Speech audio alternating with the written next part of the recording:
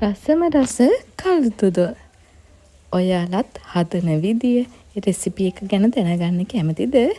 එහෙනම් අපේ channelේ මේ වීඩියෝ එක නරඹන්න.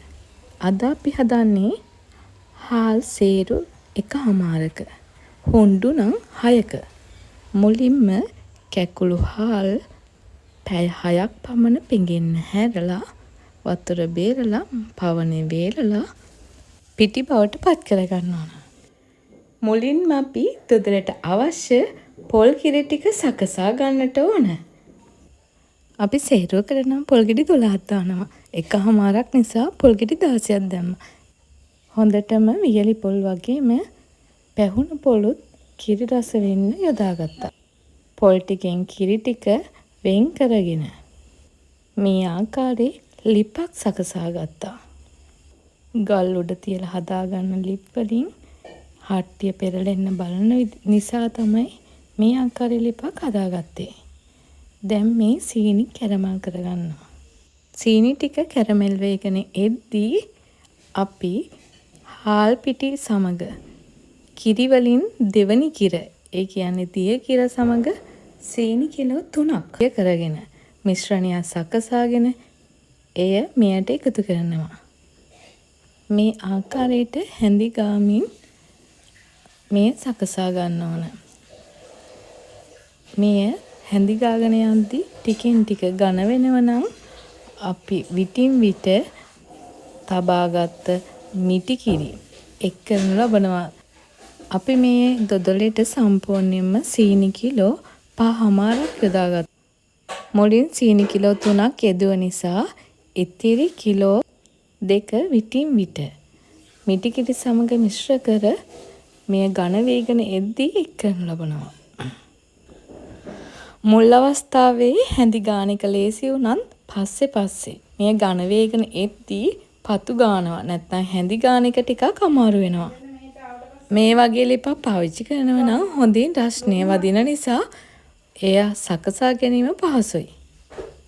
ඇතුළතට ගින්දර දාලා පොල් එලි වගේ දානවා නම් තවත් හොඳයි. සාමාන්‍යයෙන් දොදලයක් ලිපේ තියලා පැය 3ක පමණ කාලයක් ගත වෙනවා හොඳ තත්ත්වයට බා ගන්නට නම්. මම එහෙම කියන්න හේතුව නම් සමහරු ලාවින්, ඒ කියන්නේ හොඳටම සැකසෙන්නට පෙර දොදල් ලාප් ස්වරූපයෙන් තියෙන අවස්ථාවෙත් බා ගන්නවා. මේ එක්කනු ලැබුවේ ඉතිරි සීනි ටිකයි. දොදල සැකසෙන විට ඉමිරි සුවඳක් වගේම මේ අවස්ථාවේ රස බලලා වැඩිපුර රසකයන්ට සීනි එකතු කරන්න පුළුවන්. අඩු රසට සීනි කන අයට සීනි අඩුවෙන් දාගන්නත් පුළුවන්. දැන් මේ දොදල ඝන වේගෙන යන අවස්ථාව. ඒ නිසා ඉතිරි මිටි කිරිත් එකතු කරන ලැබුවා.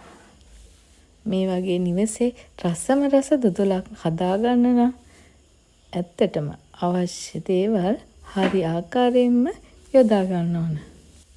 දැන් ගොඩක් ඝන වේගන යන අවස්ථාව නිසා අපි නම් හැඳි 2ක් භාවිතා කළා. එය පහසුයි. තනි හැන්දෙන් උනත් මේ සකසා ගන්න පුළුවන්. මහන්සියකින් තොරව දොදල සම්පූර්ණයෙන් දෙපැත්ත හැරවීමට නම් හැඳි 2ක් භාවිතා කරනවා නම් හොඳයි.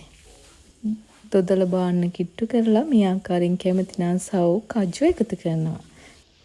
අනතුරුව හොඳින් සෝදා වියලා ගත්ත මේ වගේ තැටියකට වාජනයකට කැමැතිම තුනී කරන්න සුදුසු වාජනයකට දොදල් එකතු කරලා තුනී කරගන්නට පුළුවන්. දැන් තියෙන්නේ අලුත් අවුරුද්දට ඕනෑම උත්සව අවස්ථාවකට අමුත්තන්ට නෑදෑයන්ට සංග්‍රහ කරන්න. ඉතින් විශේෂ නෑගම් යන්න, විශේෂ අවස්ථාවට රැගෙන යන්නත් මේ කදිමයි. ඉතින් ඔයාලත් හදන්න try කරන්න. අපේ වීඩියෝ එක අවසන් වෙනතුරු නැරඹුවට ඔයාලට ගොඩක් ස්තුතියි. තාමත් ඔයාලා Trend of the Earth channel එක subscribe කර එකතු වෙලා නැත්නම් අනිවාර්යයෙන්ම subscribe කර එකතු වෙන්න. සුබ දවසක්.